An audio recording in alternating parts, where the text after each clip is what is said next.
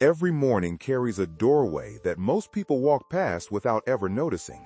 It is small, quiet, easy to miss, but according to ancient Jewish wisdom, it is the moment when your money listens to you more closely than at any other time of day.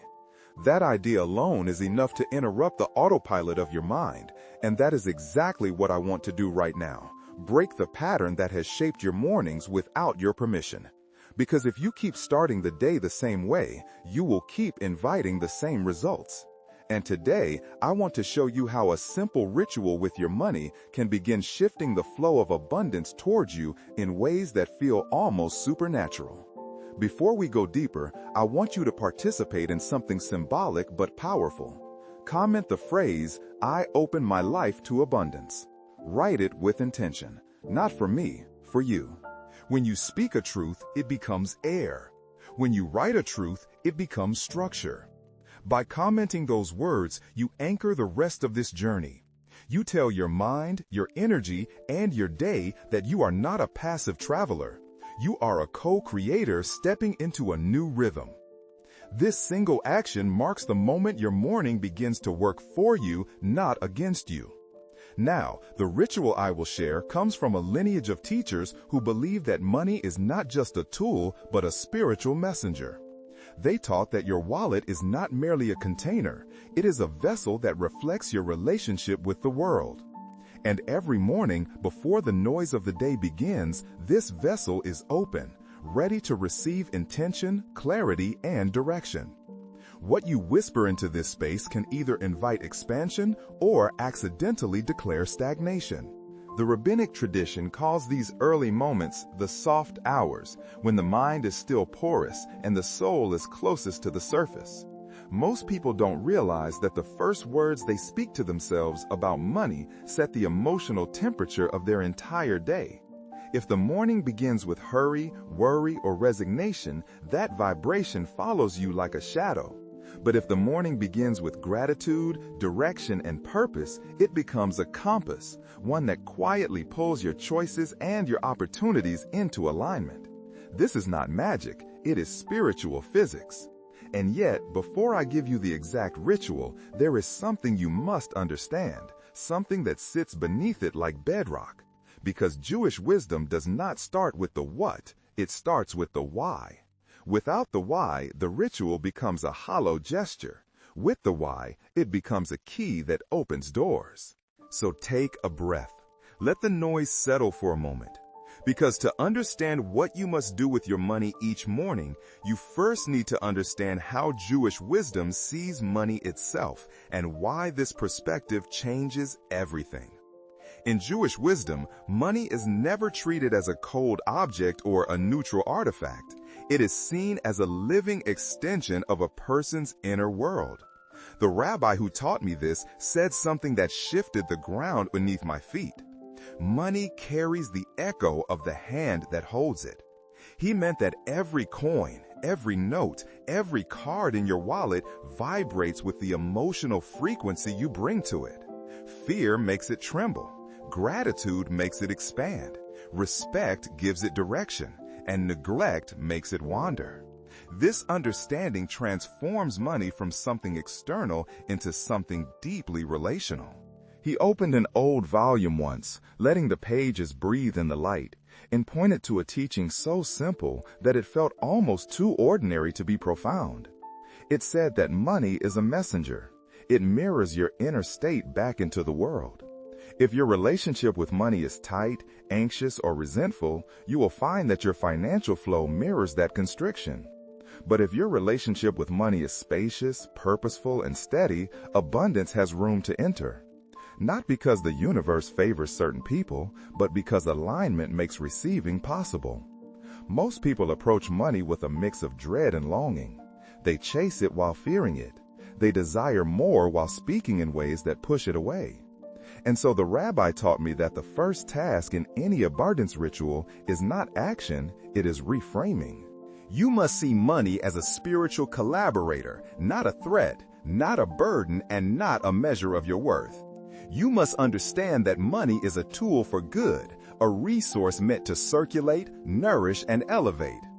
Jewish tradition teaches that money in motion carries blessing, while money held in fear carries stagnation. He would often say, a person is never measured by what they have, but by how they hold what they have. That single sentence carries centuries of wisdom, because the way you think and speak about money determines the space you create for it. If you speak from lack, you create a container of lack. If you speak from growth, you create a container of growth.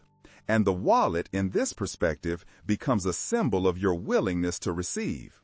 That is why the morning ritual begins with it, because symbols speak to the subconscious faster than logic ever could. But there is another layer, one that explains why abundance slips through the fingers of so many people. It lies in 3 subtle mistakes, 3 patterns of speech and thought that quietly block the flow of prosperity. These mistakes are so familiar, so ordinary, that most people never notice them. Yet they shape the financial destiny of nearly every person who commits them. And before I guide you into the ritual itself, you must understand the first of these mistakes. It is hidden inside a phrase you've probably spoken hundreds of times, without realizing that each time you were unknowingly closing a door meant to stay open. The first mistake is so common that it slips from the tongue like a reflex, soft, polite, harmless in appearance, yet spiritually heavy. It is the moment when someone asks how you're doing or how things are going, and you answer with the quiet resignation, "I'm okay." Those 2 words feel safe, but in the language of energy and creation, they are a declaration of closure. When you say, "I'm okay," you are telling your mind you need nothing more. You are telling your spirit to stop reaching. You are telling the universe that your vessel is already full. And when a vessel is full, blessing has nowhere left to go. The rabbi who taught me this paused the first time he heard me say it. We had been sitting in a small room lined with shelves of old texts, a warm lamp glowing between us. I responded casually, without thought, "I'm okay." His face remained gentle, but his eyes sharpened with a kind of spiritual alarm. "Do you really wish for nothing more?" he asked quietly. I felt the question land in my chest. I didn't mean that everything was perfect. I meant it the way most people do, as a shortcut, a shield, a way to avoid giving a real answer. But the universe doesn't interpret shortcuts. It interprets declarations. He went on to tell me a story about a shopkeeper he once knew, a man who worked long hours, carried silent hopes, and yet always said, "I'm fine, I'm okay." He believed it made him humble, but humility without honesty becomes stagnation. Within 3 days, his business faltered. A supplier fell through, a machine broke, and a sudden expense appeared out of nowhere. Life simply aligned with his words, the rabbi said. He declared he had reached enough, so the flow paused. The psychological layer is equally revealing. When you declare that things are okay, your brain begins to conserve energy. It stops hunting for opportunity. It stops scanning for solutions. It stops imagining what could be better. In neuropsychology, this is called a closure signal. And spiritually, closure signals ripple outward like invisible walls, telling abundance that no further entry is needed. But the most dangerous part of this mistake is its invisibility. People use "I'm okay" to avoid vulnerability. They use it because they believe wanting more is wrong. They use it because they think settling is safer than stretching. Yet Jewish wisdom teaches that gratitude and expansion are not opposites. You can be grateful and still growing. You can be appreciative and still reaching. You can be humble and still open. This first mistake reveals a deeper truth. Abundance is not blocked by lack of resources, but by lack of permission. Permission you must give yourself every day.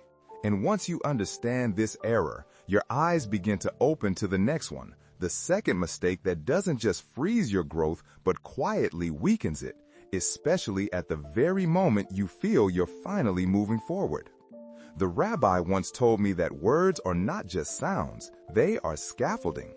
Each phrase we speak builds structure around our lives, inviting or denying the flow of what we seek. To show me this, he opened a worn page of the Talmud and rested his finger on a line that was deceptively gentle. Be careful when speaking of fullness, for the one who calls himself full receives nothing more. I remember reading it and feeling a strange shiver, as if the sentence was looking back at me. Jewish wisdom treats speech not as a description of life, but as its architect. And the wallet, he said, is one of the purest symbols of that architecture. In spiritual psychology, a vessel is anything that holds blessing. It can be the mind, the heart, the home, or even something as small as a wallet. But a vessel only receives when it has space. The moment you declare completeness, the moment you speak as though you need nothing, you unknowingly close the vessel. Blessing stops not because it has run out, but because you have signaled there is no room. It is not punishment, it is alignment. And nothing aligns faster than the words you speak every morning.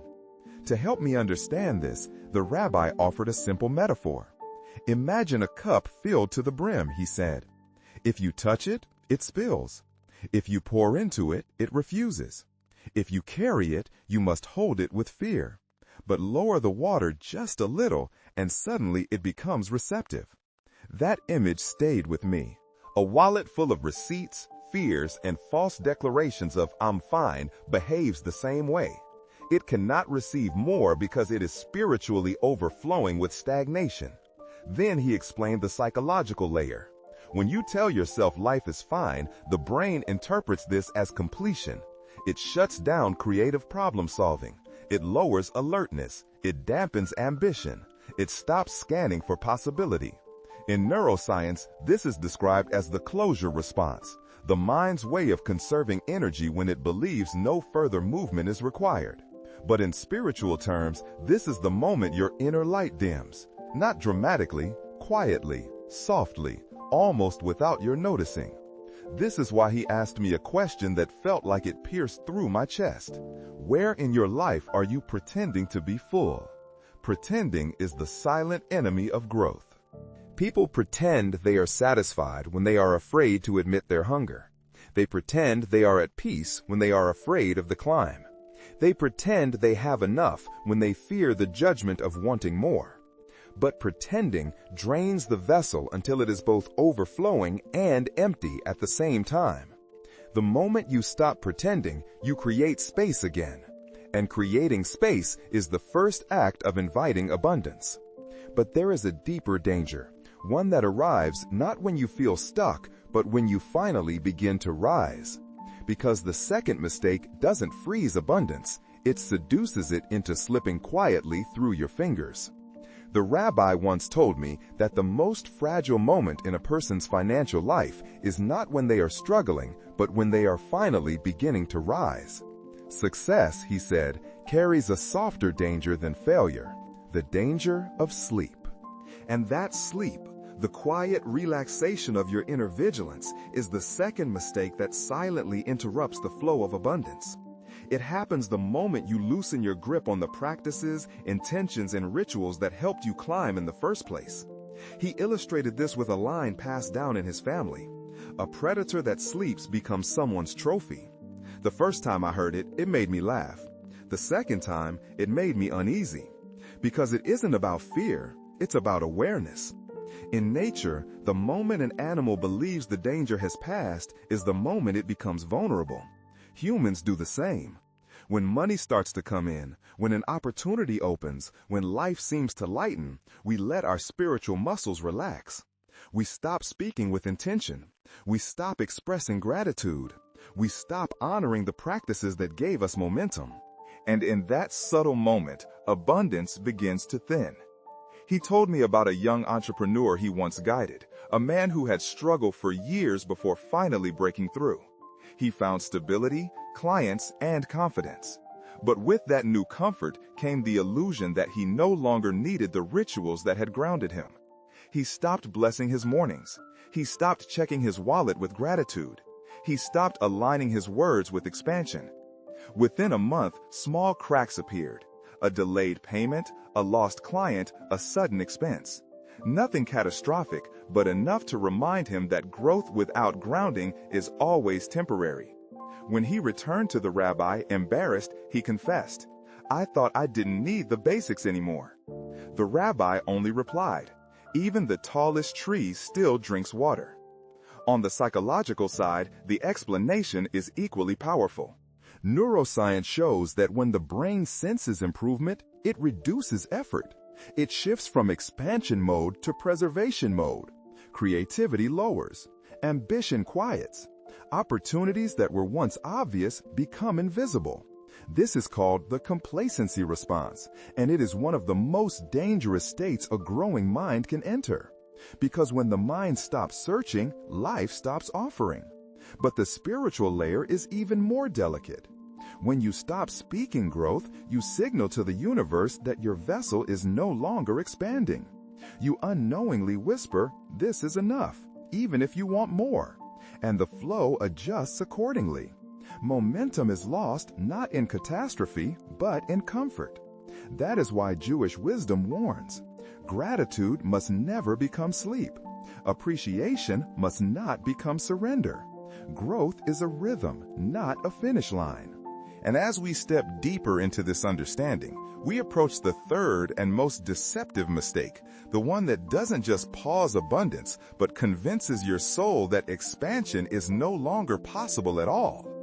The rabbi saved the most unsettling truth for a quiet afternoon when the light from the window fell across his study like a soft blade. He said it calmly, without drama, yet the weight of it settled over me like a slow, deliberate warning.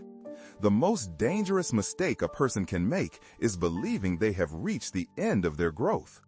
At first, the idea seemed harmless. Isn't it good to feel complete? Isn't it peaceful to believe that everything is finally in place? But he explained that this feeling, this illusion of completion, is the third mistake, the one he called the lie disguised as peace. He leaned back in his chair as if remembering something painful. When a person believes their life is complete, he said, their soul begins to shrink. Not violently, not suddenly, quietly.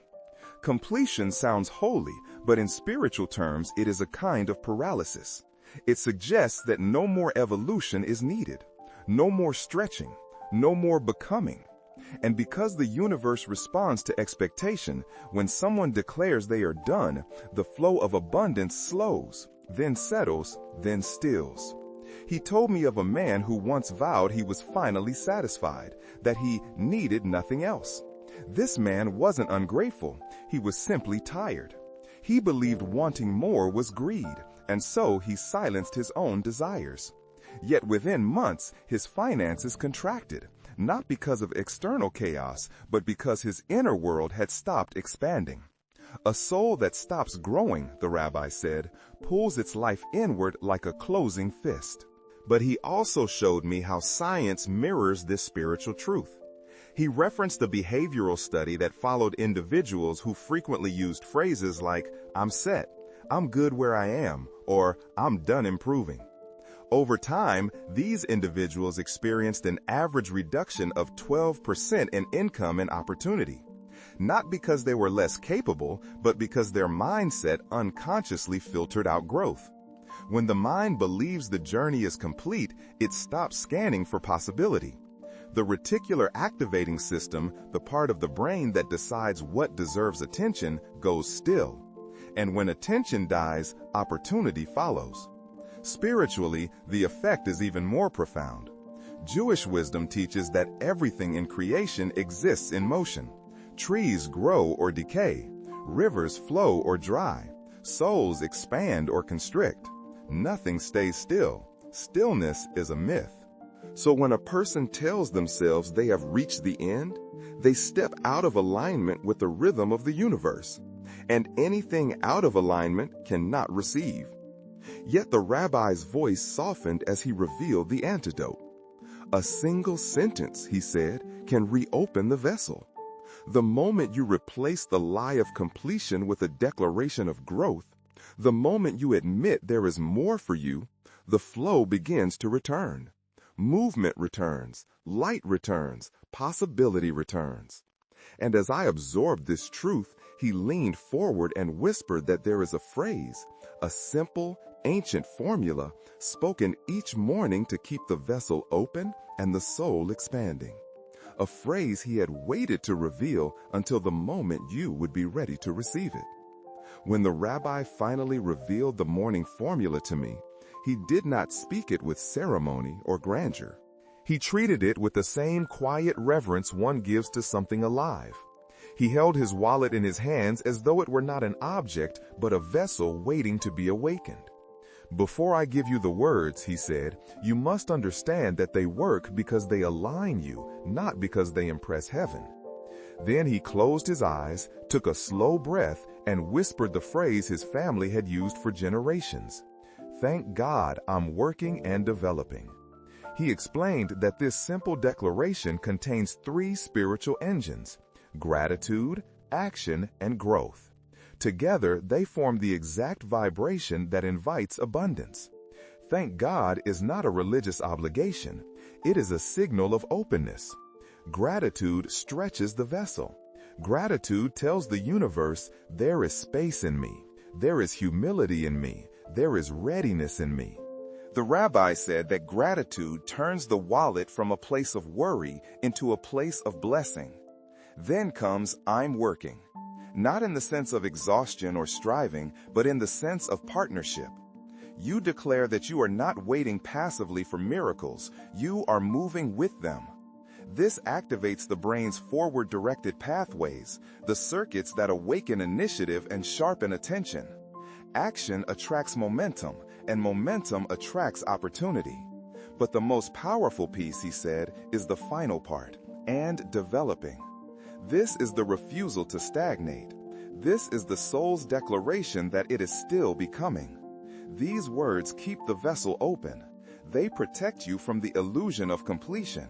They remind the universe and yourself that expansion is the natural state of the soul. The world belongs, he told me, to those who stay in motion. He then taught me how to anchor the phrase into my mornings. Set an alarm, he said, preferably at 9. When it rings, pause. Don't rush. Don't multitask. Hold your wallet with intention. Whether it is full or empty, new or old, structured or worn, doesn't matter. What matters is the energy you bring to it. Speak the phrase aloud or softly, but speak it truthfully. The act is not symbolic. It is neurological and spiritual.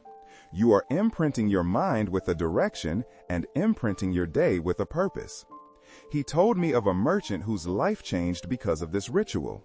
Not overnight, not through sudden wealth, but through a series of aligned steps. Opportunities he would have missed had his mind been asleep. Words, the rabbi said, make the mind search for what matches them, and the universe responds to what the mind is prepared to see. As he spoke, I felt the significance settling inside me like a seed that needed repetition, consistency, and faith to grow. And before long, he shared stories of others who had used this phrase not as superstition, but as alignment. Stories that revealed how deeply a life can shift when its mornings are spoken into with intention. The rabbi always said that if you want to understand the power of a practice, don't look at theories, look at people. Look at the ones who shift. Look at the small, quiet transformations that cannot be explained by coincidence alone. And so he began to share stories with me. Stories of ordinary individuals whose lives changed not through luck or miracle, but through the consistent morning ritual of aligning their words with expansion. One of the stories that stayed with me most was about a woman named Miriam, a seamstress who lived in a tiny apartment above her workshop, surrounded by fabric scraps and the faint scent of lavender she used to calm her nerves. For years, Miriam lived in a rhythm of barely enough. She was skilled, dedicated, and gentle, but her words were always soaked in resignation. She would begin each day with phrases like, "I'll manage somehow," or "I don't expect much," unaware that she was instructing her life to deliver exactly that. When the rabbi first spoke to her about the ritual, she laughed softly, embarrassed. "How can words change my situation?" she asked. But he told her something that broke through her doubt. Your circumstances are not the prison. your expectations are. She agreed to try the ritual for 7 mornings, just 7. On the first day, she felt foolish. On the second, she felt uncertain. On the third, she felt something loosen, an inner knot she didn't know she carried. By the 5th morning, something unusual happened. She found herself humming as she opened her workshop, a sign her spirit had not made in years. The money did not appear instantly, but something far more important shifted first, her posture toward possibility. And then the world responded. On the 8th day, a longtime customer recommended her to a boutique that needed a seamstress for custom pieces. 2 weeks later, she signed a contract that doubled her income. She didn't win the lottery. She didn't stumble into fortune. She simply became aligned with opportunity. Words wake the eyes, the rabbi said, and when your eyes wake, so does your path. Another story came from a young teacher named Daniel, who carried a heavy blend of hope and frustration. He felt invisible in his work, overlooked for promotions, and trapped in financial limitation. But when he adopted the ritual, something inside him began to sharpen. He started volunteering ideas he used to keep silent. He began noticing gaps he could fill, chances he could take. Within a month, his supervisor offered him a role with higher pay and more responsibility. When Daniel told the rabbi, he said, "It wasn't the words that changed your life. It was who you became when you believed them." The rabbi emphasized that these transformations were not exclusive to a single faith, culture, or background. The universe, he said, does not discriminate against expansion. Whoever aligns with growth receives the echo of that choice. These stories weren't meant to impress me. They were meant to prepare me. Because once you see the pattern of transformation, you become ready to understand the philosophy that explains why these rituals work, why words shape destiny, and why abundance responds to expectation. The rabbi once told me that abundance is not a mystery, it is a language the universe listens to with precision, responding not to wishes, but to alignment. As he guided me through these stories of transformation, he began to reveal the philosophy that threads them together, a philosophy rooted in Jewish wisdom and echoed in spiritual psychology. Words create worlds, not metaphorically, not poetically, literally. In the opening lines of Scripture, reality is shaped not by hands, but by speech. God said, and it was so. And because we are reflections of that creative force, every word we speak becomes a blueprint for what our lives can hold. He explained that the Jewish approach to prosperity is not about accumulation, it is about expansion. Expansion of the vessel, expansion of intention, expansion of awareness. A person grows, he said, not when they receive more, but when they make space for more. And this is where the morning ritual finds its power. It creates space. It stretches the vessel. It teaches the mind and soul to reopen after years of shrinking beneath fear, doubt, or resignation. He summarized the philosophy in 3 pillars. The first, speech is architecture. Each sentence you speak in the morning becomes scaffolding that shapes the emotional and spiritual tone of your day. If you speak from fear, you build a cage. If you speak from expansion, you build a door. The second, expectation determines reception. In both mystical and psychological terms, you cannot receive what you do not expect. The brain cannot notice opportunities it has not been instructed to look for. The universe cannot fill a vessel that declares itself complete. And the third, movement invites blessing. Stagnation closes the flow. Motion reopens it. Gratitude is movement. Effort is movement. Growth is movement. Everything that expands participates in life's rhythm of forward motion. The rabbi leaned toward me then, lowering his voice as though speaking a secret worn by centuries. People think abundance is random, he said, but randomness is the excuse of those who have forgotten their power.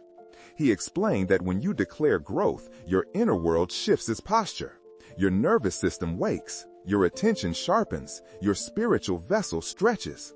And life responds not out of favoritism, but out of alignment. Blessing flows wherever there is room. Then he offered me a challenge that felt almost too simple to carry weight. Try it for 7 days. 7 mornings of speaking with intention. 7 mornings of holding the wallet as a vessel, not a burden. 7 mornings of aligning your words with expansion. He said, I do not need you to believe it. I need you to test it. Because faith, he taught, is not conviction, it is participation. As he closed his lesson, the room felt full, not with noise but with clarity. And just before he rose from his chair, he hinted that there was something more, something beyond the ritual itself, something that transforms not only mornings but entire paths. He said, when you are ready, you will see that abundance is not the destination, it is the beginning. As the final lesson unfolded, the rabbi didn't speak with urgency or intensity. Instead, his voice softened into something almost melodic, as if he were guiding me not toward an ending, but toward a beginning I had never considered. He said, if you remember only one thing from everything I've taught you, let it be this. Never speak stagnation over your life. Never shrink your world with careless words. Then he lifted his wallet gently, almost reverently, and repeated the phrase that had become the heartbeat of this journey. Thank God I'm working and developing. Those words were not instructions anymore. They were identity, a way of walking through the world. He told me that the greatest danger for most people is not poverty, not failure, not uncertainty, but the belief that they must settle for a smaller version of themselves. When you say, I'm fine, you bury your own light, he said. When you say, I'm growing, you call it back. Every morning, every phrase, every moment of intention becomes a spiritual anchor, a way of telling the universe that you are awake, receptive, and willing to participate in the expansion that life is constantly offering. Then he guided me through a gentle recapitulation of everything we had explored together. How words shape the vessel, how the wallet becomes a symbol of receptivity, how gratitude opens the inner world, how action invites momentum, how growth protects the soul from shrinking. He reminded me that abundance responds to alignment, not desperation, that the flow of prosperity is not random but rhythmic, that the universe is generous, but it does not pour into a closed container, and that the simplest way to reopen the container is through speech that honors possibility. He then placed a hand on my shoulder, closed his eyes, and offered the ancient blessing he had carried through his lineage like a torch through the centuries. May the Lord bless you and keep you. May the Lord make his face shine upon you and be gracious to you. May the Lord lift his countenance upon you and give you peace. As he spoke, it felt as though the room grew warmer, as if the blessing was not something spoken to me, but something awakening within me. When he finally let his hand fall, he said something that has stayed with me ever since. Abundance grows only when it moves. If you keep it, it withers. If you pass it on, it multiplies. And so I extend to you the same request he offered to me. If these words opened something inside you, if they lifted your spirit even slightly, share this message with 3 people who need to remember that growth is their natural state. Not as a favor, not as superstition, but as an act of spiritual generosity. Because this is where the ritual truly begins. Not in the wallet, not in the words, not in the morning light, but in the moment you choose to become a vessel that expands. And once you make that choice, life will answer in ways you never imagined.